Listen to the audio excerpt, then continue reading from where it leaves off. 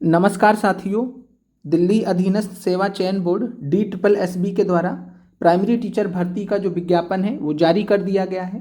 और आज के इस वीडियो के माध्यम से हम आपसे सभी जरूरी बिंदुओं पर चर्चा करने वाले हैं, जिसमें हम एलिजिबिलिटी से लेकर एग्ज़ाम आपका कब तक हो सकता है उसके बारे में बात करेंगे। इसके अलावा आप अपनी निःशुल्क तैयारी कैसे कर सकते हैं। इसके अलावा अगर आप पेड बैच लेना चाहते हैं तो आप जो है किन टीचर्स का आपको प्रीफर करना चाहिए, हमारी जो भी जानकारी है, हमारा अभी तक का जो अनुभव रहा है, और साथ में आपको इसी वीडियो के माध्यम से हम आपको जो प्रश्न पत्र हैं उनको भी आपको दिखाएंगे। और सबसे जो ज़रूरी हो जाता है, अगर आप DSSB PRT का तैयारी करना चाहते हैं तो जो सबसे ज़रूरी है वो ये है कि आपको पिछला पेपर मालूम होना चाहिए कब हुआ था। तो ये 2022 मार्च में हुआ था और इसमें हम खुद भी अपीयर हुए थे। हमारे जो मार्क्स थे इस वाले में, हमारे जो टोटल मार्क्स थे लगभग जो है हमें एग्जैक्टली ध्यान नहीं है, लेकिन 147.66 या 148.66 के आसपास मार्क्स थे हमारे। क्योंकि काफ़ी टाइम हो गया है इस वजह से हम इतना रिकॉल नहीं है, बट इतना है कि इसी के बीच में हमारे मार्क्स थे। और कट ऑफ जहाँ तक हमें ध्यान आ रहा है 155 प्लस के आसपास कहीं गया था। एग्जैक्टली ये भी हमें ध्यान नहीं है, क्योंकि जो हुआ नहीं तो फिर छोड़ दिया हमने। और दूसरा चीज़ है कि इस बार के लिए हम एलिजिबल नहीं हैं, क्योंकि एज यहाँ पर UR के लिए 30 ईयर्स मिनिमम एज है। तो आप सभी लोग जानते हैं कि UR के लिए सामान्य कैटेगरी के अभ्यर्थियों के लिए 30 साल मिनिमम है, तो हम इसमें अपीयर तो हो नहीं सकते हैं क्योंकि हमारा 30 प्लस हो चुका है। लेकिन हम आपको गाइड जरूर कर देंगे कि आप अपनी तैयारी कैसे बेहतर कर सकते हैं। हमने जो गलतियां की वो आप गलतियां बिल्कुल ना करें। हमें काफ़ी हद तक जो है इस बारे में अनुभव भी है, जिसके बारे में भी हम यहाँ पर आपसे चर्चा करेंगे। कुल मिलाकर अगर हम बात करें तो 7 मार्च से लेकर 30 मार्च के बीच में पेपर हुए थे 2022 में। और इन्हीं पेपर्स का अवलोकन करना और साथ में जो है एनालिसिस करना आपके लिए सबसे ज़्यादा जरूरी है। तो आपको इन 7 मार्च से लेकर 30 मार्च के बीच में जितने भी शिफ्ट वाइज पेपर हुए इनका अवलोकन करना है और साथ में आपको इनका विश्लेषण करना है। और ये पेपर्स हम आपको हमारे टेलीग्राम चैनल में प्रोवाइड कर देंगे, जो हमने KBS के लिए बनाया हुआ है। क्योंकि अभी KBS का एग्ज़ाम है नहीं, तो जब तक KBS का एग्ज़ाम नहीं आता तो DSSB के लिए हम उसी टेलीग्राम चैनल के माध्यम से गाइड कर देंगे। तो KBS वाले टेलीग्राम चैनल में आप जरूर जुड़ जाइएगा। वहाँ पर हम आपको 7 मार्च से लेकर 30 मार्च के बीच में जितने भी पेपर्स DSSB ने कराए थे वो हम सभी आपको प्रोवाइड कर देंगे आंसर के साथ में, जिससे आप जो है इन पेपर्स का अवलोकन कर सकते हैं, विश्लेषण कर सकते हैं। फिर अपनी जो है आपको कितना मेहनत करना है कि आप इस पे जो है परीक्षा को क्रैक कर सकते हैं, निकाल सकते हैं, वहाँ से रिलेटेड आपको जो है एक मोटा मोटा आपको अच्छा सा आइडिया हो जाएगा, जिससे आप एक फैसले पर आ सकते हैं कि आपको इस एग्ज़ाम की तैयारी करनी चाहिए या नहीं करनी चाहिए। सबसे बड़ी बात यह है कि DSSB PRT का जो पेपर है पूरे ऑल इंडिया में अगर हम बात करें इंक्लूडिंग बिहार शिक्षक भर्ती भी, तो जितने भी पेपर्स होते हैं शिक्षक भर्ती से रिलेटेड सबसे टफ में पहले नंबर पर है।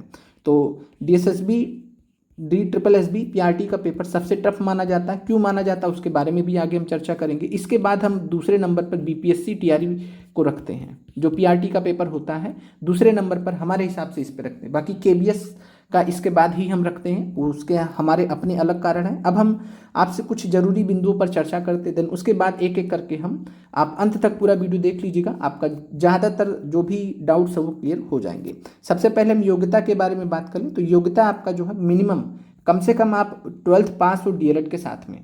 DLED 2 प्रकार से होता है, एक होता है 12th के बाद DLED होता है, एक होता है 12th ग्रेजुएशन होने के बाद DLED होता है। तो आपका कोई सा भी हो, 12th प्लस DLED हो या 12th के बाद ग्रेजुएशन के बाद DLED हो, आप दोनों केस में एलिजिबल हैं। साथ में CTET पेपर 1 आपका क्वालिफाइड होना चाहिए। अपीयरिंग नहीं लिया जाएगा, बिल्कुल भी ध्यान रखिएगा। CTET पेपर 1 आपका क्वालिफाइड होना चाहिए। आवेदन आपका जो है कब से दिया जाएगा तो ये आपका 17 सितंबर से 16 अक्टूबर 2025। तो 17 सितंबर आने वाला है, तो 17 सितंबर से लेकर 16 अक्टूबर 2025 तक आपका आवेदन लिया जाएगा। UR के लिए CTET में 90 नंबर चाहिए कम से कम, इससे कम में 89 भी है तो भी काम नहीं चलेगा। अलग से महिला आरक्षण जैसा कुछ इसमें नहीं दिया जाता है। तो UR के लिए 90 मार्क्स, OBC के लिए या SC ST के लिए इसमें 82 नंबर की आवश्यकता होती है। तो याद रखिएगा OBC SC ST के लिए 82 नंबर चाहिए, UR के लिए 90 नंबर चाहिए, ये आपको ध्यान रखना है CTET में। इसके अलावा एक जरूरी चीज़ जो आपको मालूम होना चाहिए, दिल्ली के बाहर के जो सभी OBC अभ्यर्थी हैं वो सामान्य कैटेगरी में गिने जाएंगे। अगर मान लीजिए आप दिल्ली से बाहर के, मान लीजिए आप बिहार के OBC के हैं या UP के OBC के अभ्यर्थी हैं, तो आपको जो है यहाँ पर कंसीडर नहीं किया जाएगा। आपको जनरल में फ़ाइट करना रहेगा, यूआर में फ़ाइट करना रहेगा। इसके अलावा जो शादीशुदा महिलाएं हैं जिनका फादर का निवास दिल्ली में रहा है, यानी वो दिल्ली में रही हूँ और वहाँ का निवास प्रमाण पत्र फादर के साइड से हो, तो फादर के साइड से ओबीसी प्रमाण पत्र से वो अप्लाई कर सकते हैं, इसमें कोई भी दिक्कत नहीं है। चलिए, एज एलिजिबिलिटी क्राइटेरिया क्या है, तो ये 16 अक्टूबर 2025 तक है और ये हर प्रकार का, यानी आपका जो मिनिमम एज आपसे जो मांगा गया, जैसे यूआर का 30 साल है तो वो 30 साल आपका जो है ये 16 अक्टूबर 2025 तक लिया गया है। इसके अलावा कोर्स, मान लीजिए डीएलएड है आपका, तो अगर आपका रिजल्ट आ गया है 16 अक्टूबर 2025 से पहले, तब आप आराम से इस फॉर्म को भर सकते हैं। याद रखिएगा, अगर आपका जो है नेट पे भी रिजल्ट आ गया है तो वो भी पर्याप्त है, बाकी मार्कशीट वगैरह कुछ टाइम बाद ही आता है। क्लियर है, तो ये आपको ध्यान रखना है। 16 अक्टूबर हर प्रकार से जो है एलिजिबिलिटी कट ऑफ डेट रखा गया है। चलिए, यहाँ पर क्वालिफाइंग मार्क्स आप देख लीजिए, हालांकि क्वालिफाइंग मार्क्स कभी इतना कम जाता नहीं है, मैक्सिमम कट ऑफ इस पेपर में जाता है। परीक्षा में निगेटिव मार्किंग कितनी है, तो परीक्षा में निगेटिव मार्किंग जो है 0.25 मार्क्स कटेंगे आपके एक क्वेश्चन गलत होने पर, यानी 1/4, 1/4 निगेटिव मार्किंग है। 1/3 सबसे टफ होता है जो सिविल सर्विसेज परीक्षाओं में होता है, लेकिन यहाँ 1/4 है, मैनेजेबल है। अगर आप अच्छे से तैयारी करके जाते हो तो आराम से आप अटेम्प्ट कर सकते हैं, कोई दिक्कत नहीं है। अब हम बात कर लेते हैं, 200 क्वेश्चंस आपके होंगे, 200 प्रश्न होंगे, 2 घंटे में आपको करने। सबसे बड़ा टारगेट ये है कि आपको 2 घंटे में 200 क्वेश्चन निपटाने। उसमें भी टफ क्यों हो जाता है ये पेपर, क्योंकि इसमें पार्ट 1 और पार्ट 2 में डिसाइड रहता है, जिसमें 20-20 नंबर का आपका ये 5 सेट रहता है। याद रखिएगा, 5 सेट रहता है 20-20 प्रश्न का, जिसमें पहले वाले सेट में आपको जो है रीजनिंग मिलता है, दूसरे वाले सेट में आपको जो है उसी प्रकार से एक सीक्वेंस में मिलता है, भी हम आगे चर्चा कर लेंगे। तो किस सीक्वेंस में मिलेगा वो भी हम आपसे चर्चा कर लेंगे। तो आप ये 20-20 जो प्रश्न रहते हैं, ध्यान दीजिएगा सभी लोग, ये 10 सेट रहते हैं टोटल। तो 5 सेट रहते हैं पार्ट 1 में, 5 सेट रहते हैं पार्ट 2 में, तो टोटल ये आप देखेंगे तो 20 200 प्रश्न आपके हो गए। अब यहाँ पर आप देखिए कि पहले 20 सेट, मान लीजिए आप सेट 1 अटेम्प्ट कर रहे हैं रीजनिंग का, तो आप सेट 1 अगर रीजनिंग का अटेम्प्ट कर रहे हैं, 20 में से मान लीजिए आपको 15 आ रहे हैं, 17 आ रहे हैं, 18 आ रहे हैं, आप इसको अटेम्प्ट किए। और अगर आप आगे बढ़ना चाहते तो आपको इस सेट से आगे बढ़ने के लिए आपको जो है दूसरे में अगर जाना है तो आपको ये सेट लॉक हो जाएगा, दोबारा से आप रीजनिंग पे वापस नहीं आ सकते। ध्यान दीजिएगा, किसी भी सेट से अगर आप अगले सेट में चले जाते हैं तो आप पिछले सेट में वापस नहीं आ सकते हैं, किसी में भी नहीं। ठीक है, कहने का मतलब है आप पहला सेट करेंगे, उसके बाद वहीं आपको फैसला कर लेना रहेगा 15, 17, 18 कितना करना है। फिर उसके बाद दूसरा सेट में आएंगे, डिसाइड वहीं कर लेंगे 15, 17, 18 कितना करना है। तीसरे सेट में आएंगे, वापस किसी भी सेट में लौट नहीं पाएंगे। और ये सारे सेट बैक टू बैक होते हैं, कोई दिक्कत नहीं है। आप कितना कम टाइम दीजिए, कितना ज़्यादा टाइम दीजिए, वो आपके ऊपर है। ठीक है, ओवरऑल अगर हम देखें तो ये 20 प्रश्न के लिए आपको 12 मिनट मिलते हैं, 12 पंचे 60 और ये 12 पंचे 60, ये ऑन एन एवरेज है। बाकी आपको अपने हिसाब से जैसी आपकी तैयारी है उस हिसाब से आपको इसको मैनेज कर सकते हैं। बाकी डिटेल में हम आपसे जो है और भी डिटेल में टेलीग्राम चैनल में बात कर लेंगे, या ज़रूरत होगी तो दोबारा एक वीडियो के माध्यम से भी हम आपको जानकारी दे देंगे। यहाँ तक आपको क्लियर हो गया होगा।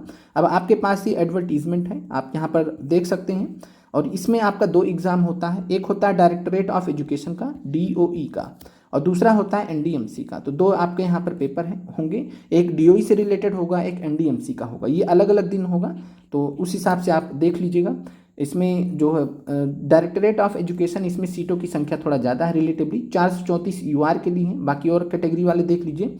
और 68 सीट इसमें है, NDMC वाले में है। तो टोटल ओवरऑल 502 सीटें हैं, लेकिन जो मेन सीट है डायरेक्टरेट ऑफ एजुकेशन के अंतर्गत वो 434 है। और चूँकि दिल्ली में अगर आपको जॉब करना है तो जाहिर सी बात है टफ कंपटीशन होगा ही होगा। और कुल मिलाकर आप अगर एक अच्छे से तैयारी कर लेते तो आप आराम से इस पेपर को निकाल सकते हैं।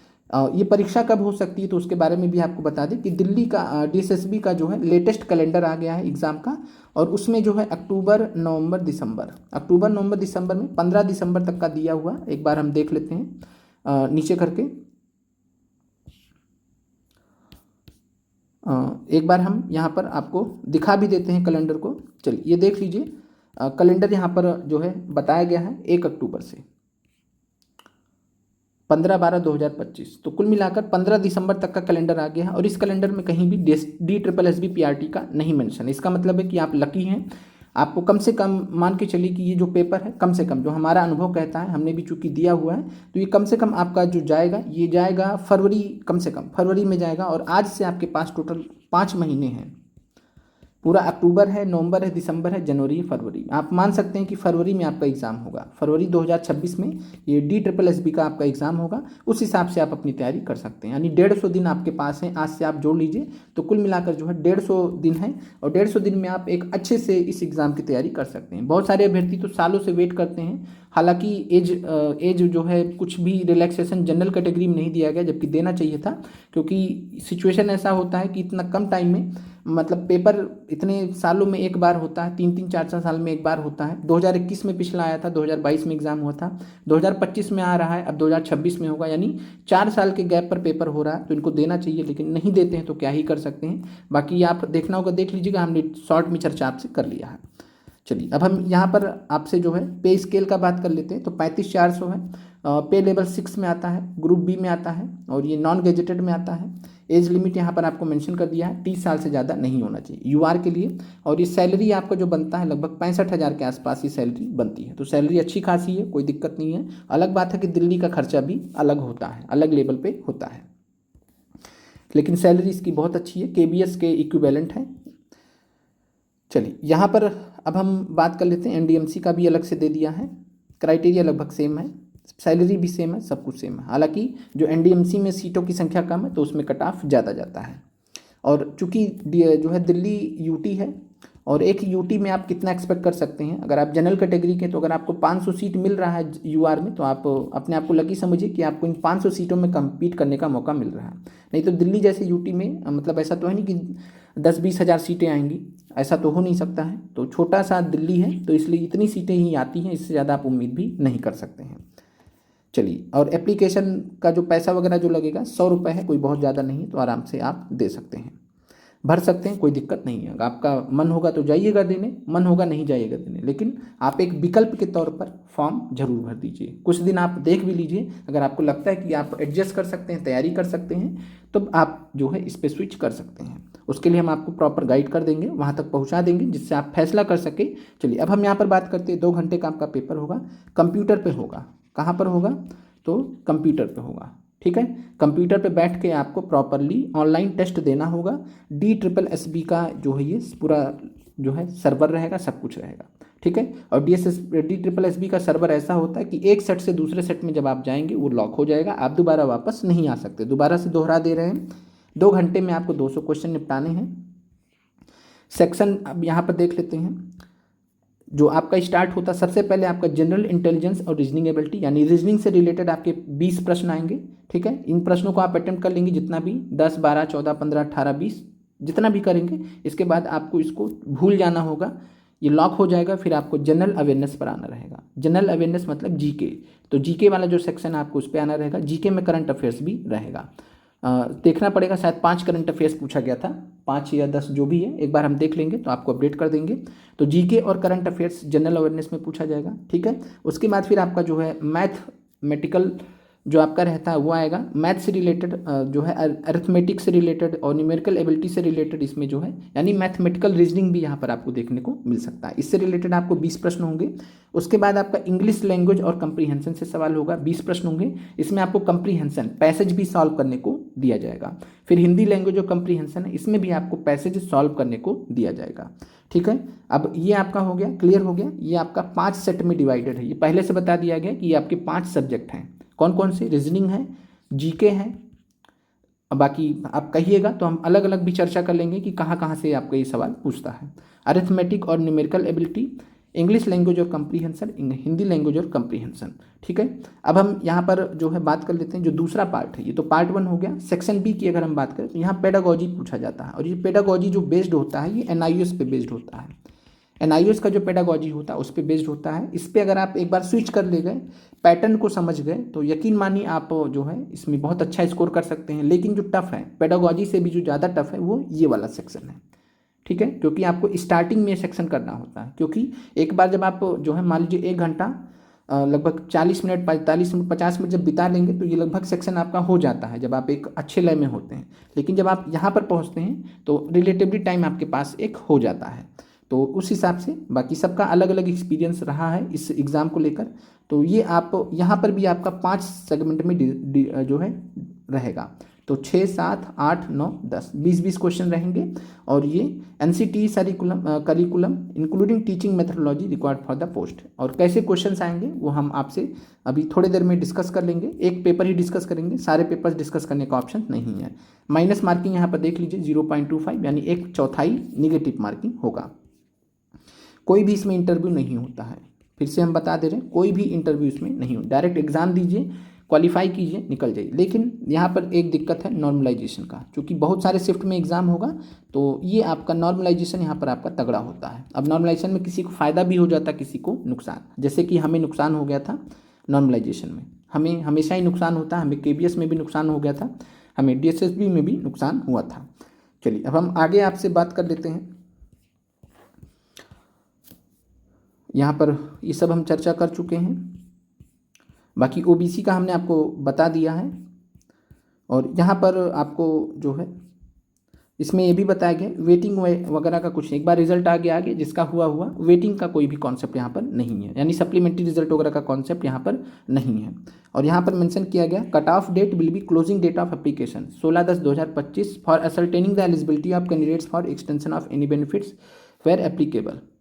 तो यहाँ पर बता दिया गया कि 16 अक्टूबर 2025 ये आपका कट ऑफ डेट रहेगा। और यहाँ पर जो है मेंशन कर दिया गया है OBC से रिलेटेड यहाँ पर जो जानकारी है वो दी गई है कि आउटसाइड जो दिल्ली कैंडिडेट हैं, दिल्ली के बाहर वाले, वो UR में अप्लाई करेंगे, ठीक है। और इसके अलावा जो है जो शादीशुदा महिलाएं हैं उनको इतना बेनिफिट है कि आप फादर के साइड से अगर अप्लाई करना चाहें तो कर सकते हैं। बाकी SC ST जो है OBC EWS ये जो कैटेगरी है, ये आप पूरा ऑल ओवर इंडिया में आप किसी भी स्टेट हो SC ST और EWS में, OBC में तो नहीं लेकिन SC ST और EWS में आप अप्लाई कर सकते हैं पूरी तरीके से। OBC में ऐसा है कि OBC में केवल दिल्ली का यहाँ पर लिया गया है। चलिए अब हम आगे देख लेते हैं। SC ST का अगर हम बात करें तो 35 साल एज है मैक्सिमम। OBC का बात करें तो 33 साल है। और ये कहाँ से बढ़ाया गया 30 साल, जो 30 साल UR के लिए है, जनरल कैंडिडेट के लिए 30 में 5 बढ़ा दिया यानी 35 साल है SC ST के लिए, OBC के लिए 33 साल है, ये है। बाकी चलिए आगे बढ़ते हैं। अब यहाँ पर ज़्यादा कुछ लग नहीं रहा है। और यहाँ पर भी देख लीजिए educational qualification, age, experience, other eligibility condition, same date है 16 अक्टूबर 2025। आपको DOB काउंट करना है 16/10/2025 से काउंट कीजिए। आपका रिजल्ट आया नहीं आया 16/10/2025 तक, सब कुछ आपका प्रमाण पत्र भी जो भी है वो 16/10/2025 से पहले का निर्गत होना चाहिए, ये कहने का मतलब है। चलिए ठीक है, ये आपको क्लियर हो गया होगा। आगे अब बढ़ते हैं। अब हम थोड़ा सा जो है प्रश्न पत्र के बारे में भी चर्चा कर लेते हैं।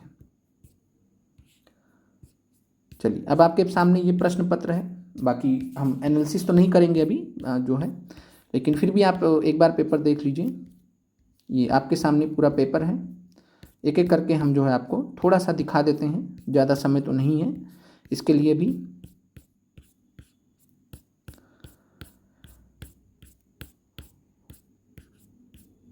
बाकी आप टेलीग्राम चैनल में हमारे ज़रूर जुड़ जाइएगा, जिससे आपको जितना भी हेल्प हो सकेगा हमारी तरफ से कर पाएंगे। बाकी आप में से बहुत सारे अभ्यर्थी चाहेंगे कि हम आपको पढ़ा भी दें, लेकिन आप इस चीज़ की गंभीरता को भी समझिए कि पढ़ा पाना जो है बहुत मुश्किल होता है, बहुत मुश्किल काम होता है। बाकी BPSC TRE 4.0 के लिए पढ़ाए हैं, उसी में ही हालत ख़राब हो गया है अभी तक, और पढ़ाना बहुत मुश्किल टास्क होता है। इस चीज़ की गंभीरता को आप लोग समझिए। चलिए यहाँ पर आप देखिए, ये एग्ज़ाम हुआ था 7 मार्च 2022 को।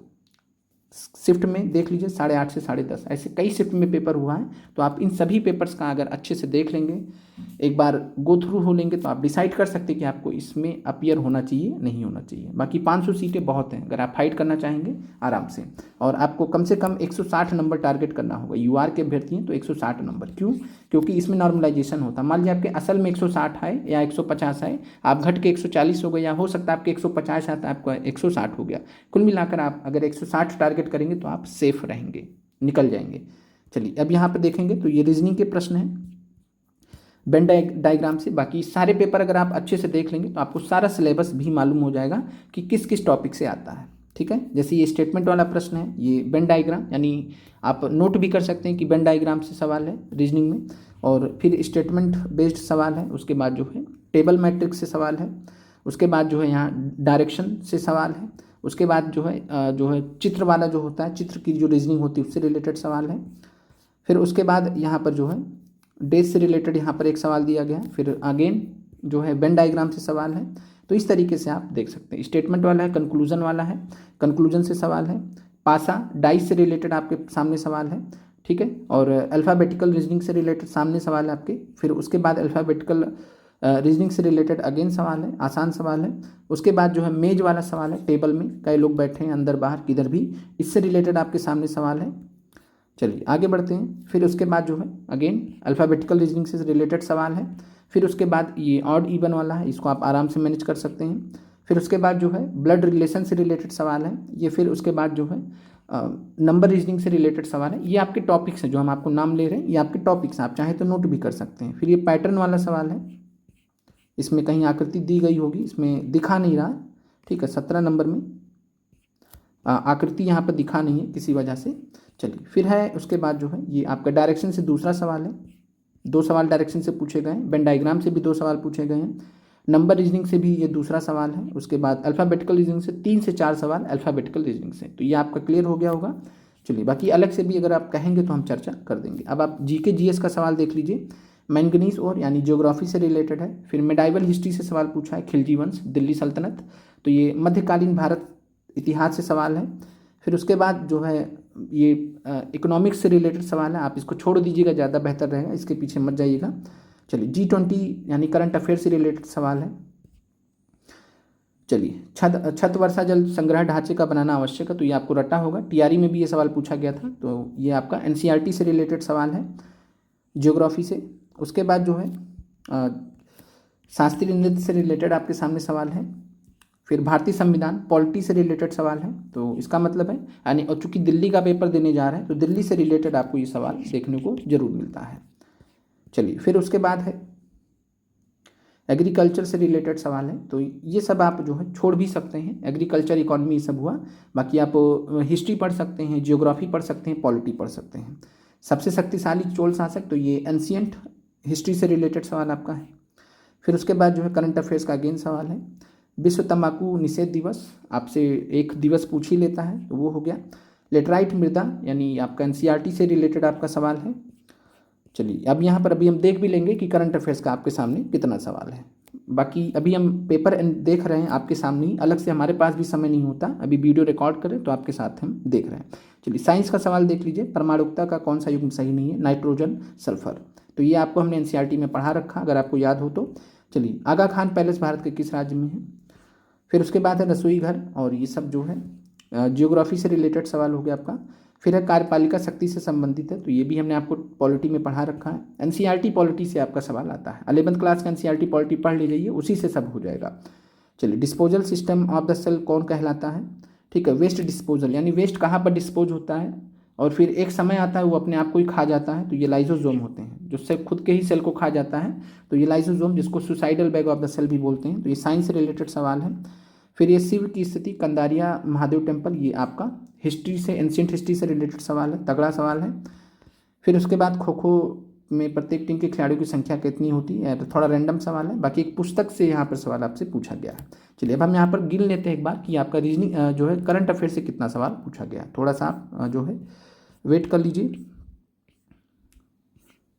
हम यहाँ पर काउंट कर ले रहे हैं कि कितना है। एक 2019-20 का पूछा है, तो ये आपका करंट अफेयर्स में आप इसको काउंट कर सकते हैं। 1 हो गया, ये 2 हो गया, ये भी उस समय करंट अफेयर्स के हिसाब से था, 2-3 साल पहले का कह लीजिए। चलिए छोड़ भी सकते हैं, 3 हो गया। उसके बाद फिर जो है यहाँ पर ये 4 हो गया, एक हिसाब से इसको भी आप मान सकते हैं, हर साल मनाया जाता है, करंट अफेयर्स में रहता है। 5 हो गया, हमने आपको बोला भी था 5 सवाल लगभग होते हैं, तो ये 5 ही होते हैं, आप जो है 5 सवाल मान के चलिए, ठीक है। बाकी एक ये 6 हो गया, ओवरऑल आप 5 ही मान के चलिए, हमने किसी को एक्स्ट्रा भी गिन लिया।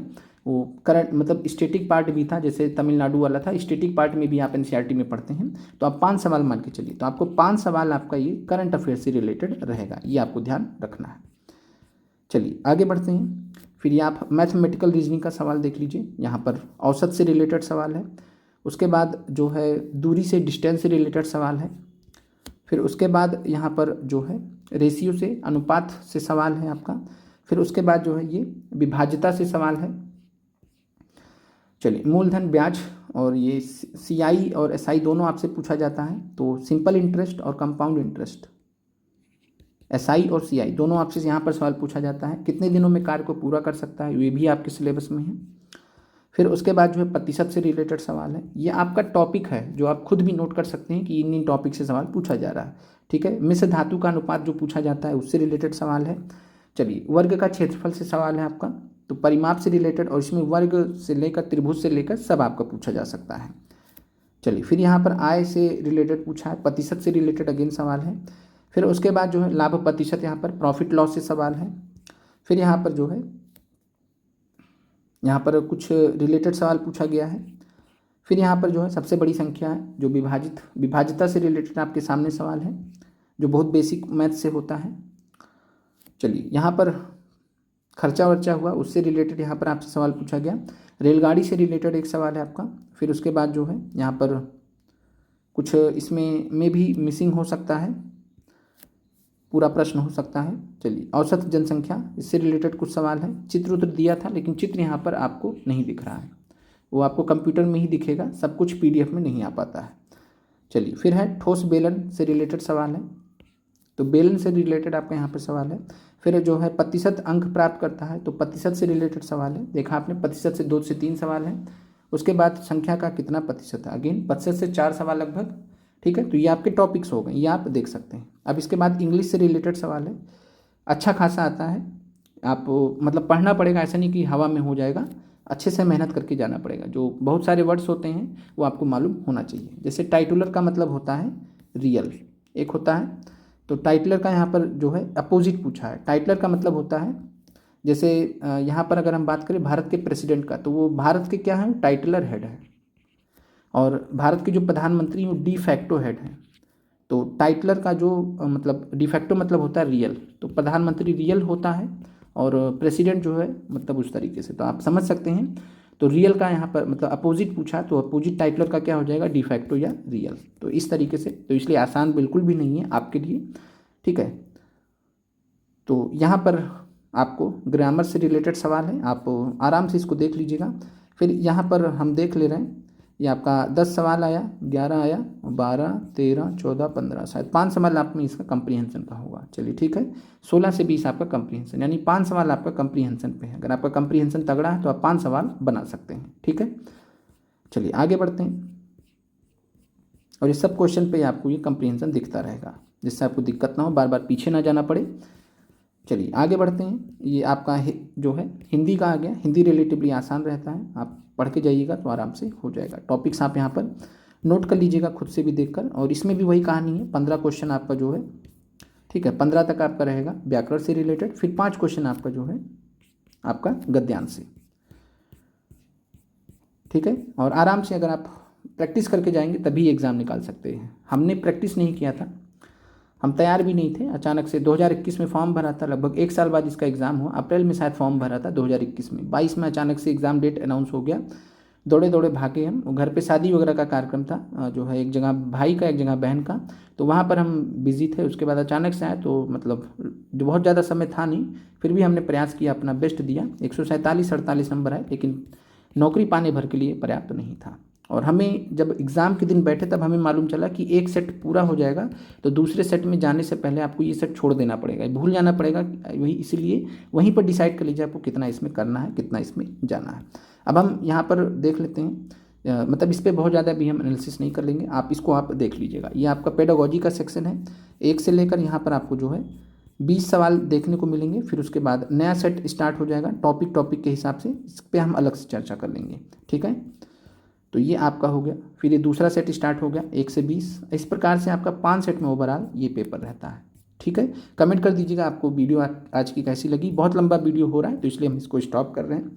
आगे अगर आपकी अच्छी खासी संख्या होगी, अगर आप चाहेंगे तो हम थोड़ा बहुत प्रयास अपनी तरफ से कर सकेंगे। आप लोग का देखने के लिए बहुत बहुत धन्यवाद। टेलीग्राम ग्रुप में ज़रूर जुड़ जाइएगा, वहाँ से आपको सारे क्वेश्चंस पेपर्स आपको 2022 में जो हुए हैं वो आपको मिल जाएंगे। कहाँ तक आपको देखने, तो 2019 से 2019 देखना, 2022 देखना। 2022 सबसे इंपॉर्टेंट है, 2018, 17, 15, 14 ये सब नहीं देखना आपको, वो आपके काम का नहीं है। ठीक है, तो 2019 देखिए, 2022, बस इतना ही।